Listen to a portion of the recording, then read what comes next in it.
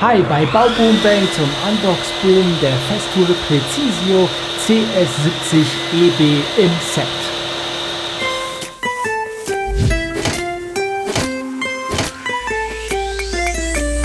Das ist all das, was ihr in diesem Set bekommt. Ich werde euch hier einmal die gesamte Säge vorstellen, die einzelnen Teile und mit euch, auch für mich zum ersten Mal, dieses ganze Produkt zusammen aufbauen und natürlich testen. Viel Spaß dabei! Was alles dabei ist. Natürlich die Bedienungsanleitung, Schiebehilfe, Sägeblattschutz, verpackt einmal die Beistelltische, den Anschlag, der Absaugschlauch und natürlich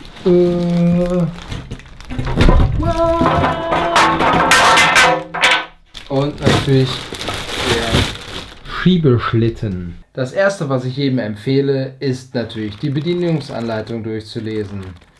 Und nicht so wie ich, sondern gründlich. Die Schutzhaube kommt natürlich wird hier natürlich drüber gebaut. Passend dazu hier vorne direkt mit einer Schraube, welche dann natürlicherweise am Spaltkeil angeschlossen wird. Ich muss dazu ganz ehrlich sagen, die Chance, dass ich diese Haube drauf lasse, ist ziemlich gering. Davon gehe ich jetzt aus. Ich sehe gerade, ihr seht mich gar nicht. Also zum Winkelanschlag komme ich später. Da ich schon ein MFT3 habe, kenne ich mich mit dem schon ganz gut aus und den würde ich dann später ansetzen und natürlich dann auch bei der Arbeit dann genauer erklären. Beim MFT3 sieht er ein bisschen anders aus, er hat ein etwas anderes Alu-Profil hier vorne. Aber ansonsten von den Winkeleinstellungen, Einrastungen, Verschiebemöglichkeiten und natürlich der Anbringung an das klassische Aluprofil seitlich der Säge, aber natürlich auch des MFT3s, ist da kein großer Unterschied. Genau, dementsprechend dazu später. So, ich hole mal das Paket nach vorne. Ich habe die Befürchtung, ich gehe mal eben kurz einen Cutter holen. Kleiner Cutter, großer Cutter. Juhu! Funktioniert natürlich auch mit einem kleinen Cutter. Ich hole euch aber mal kurz dazu. So, anständig verpackt, wie man das von Festool gewohnt ist. Bedienungsanleitung. So, werden wir mal sehen.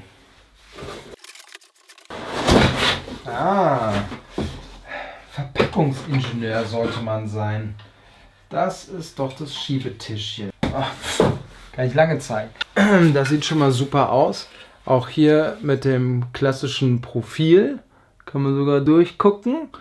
Innen drin hohl fürs Gewicht natürlich, wenn das alles komplett voll Alu wäre, das würde gar nicht funktionieren.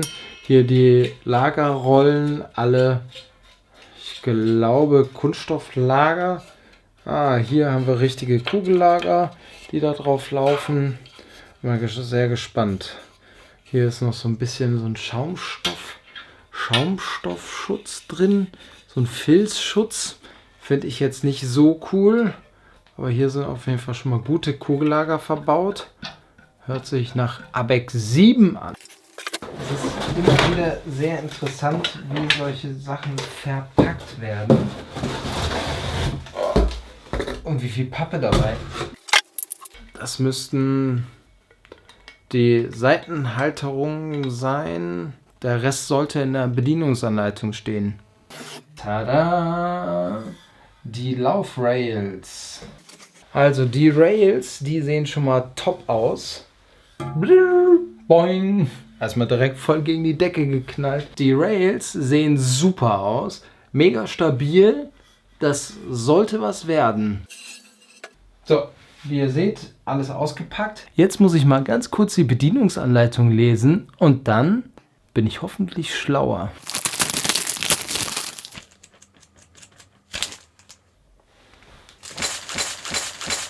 Ich muss echt einiges an Kleinkram erstmal installieren Das zeige ich euch.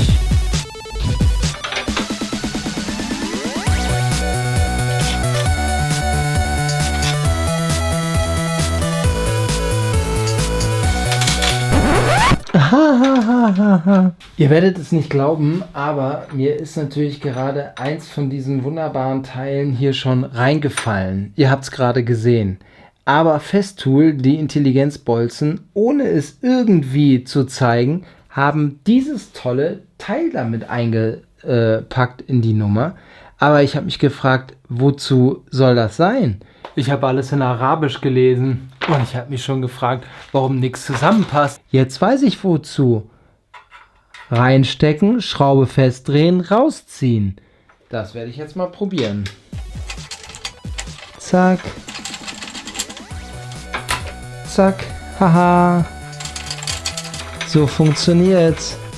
Die andere Kontermutter, die muss auf der Innenseite von innen gegengedreht werden. Mal handfest anschrauben.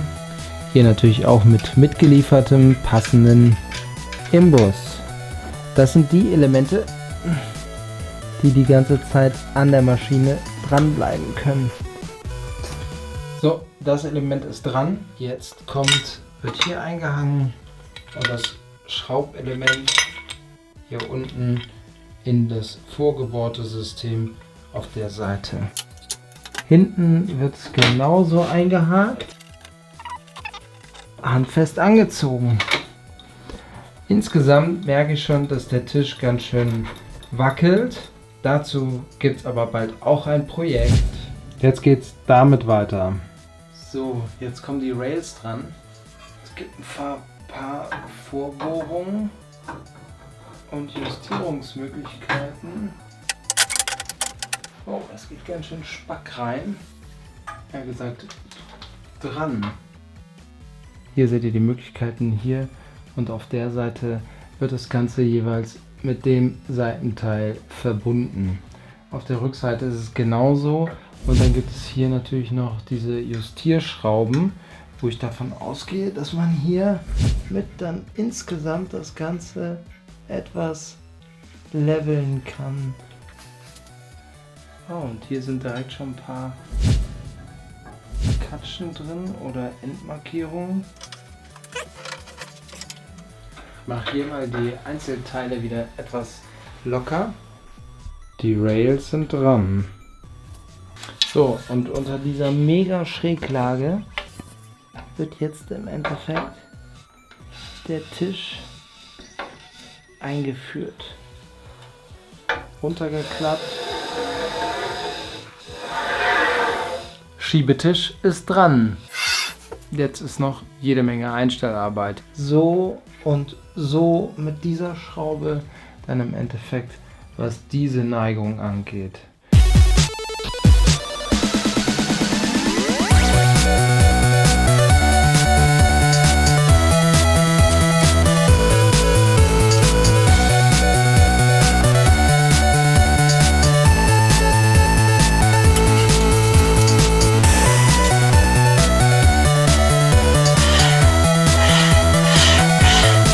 Top! Jetzt kann ich es ja sagen. Es hat schon so spät? Naja, es hat so circa 3 Minuten gedauert, um wirklich das Ganze einmal so auszutarieren und es geht eigentlich relativ schnell.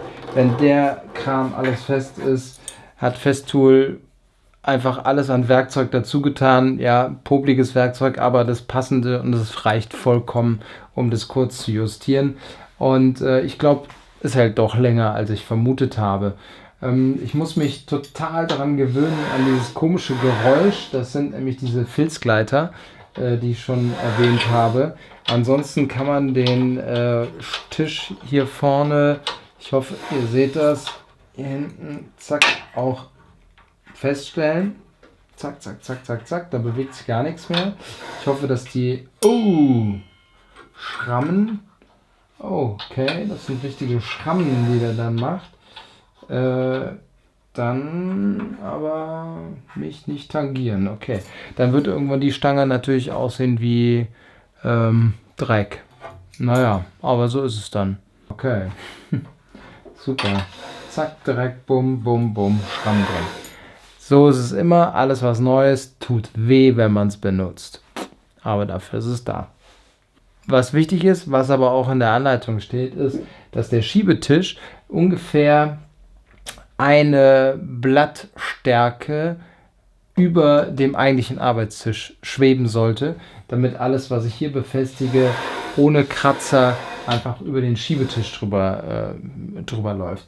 Ich habe ein sehr dickes Papier genommen. Ich würde sagen, so 5 Blätter. Was immer doof ist, wenn was übrig bleibt und man weiß nicht, wo es hingehört. Der Aufbau hat viel länger gedauert, als ich gedacht habe, und es ist ja auch schon ganz schön viel passiert. Daher, wenn ihr wissen wollt, was mit diesem ominösen Teil ist, was übrig geblieben ist, dann schaut im zweiten Teil vorbei. Ach ja, wenn euch dieser Unbox-Boom gefallen hat, dann lasst doch einfach ein Abo hier und schaut wieder vorbei, wenn es heißt Bau, Boom, Bang!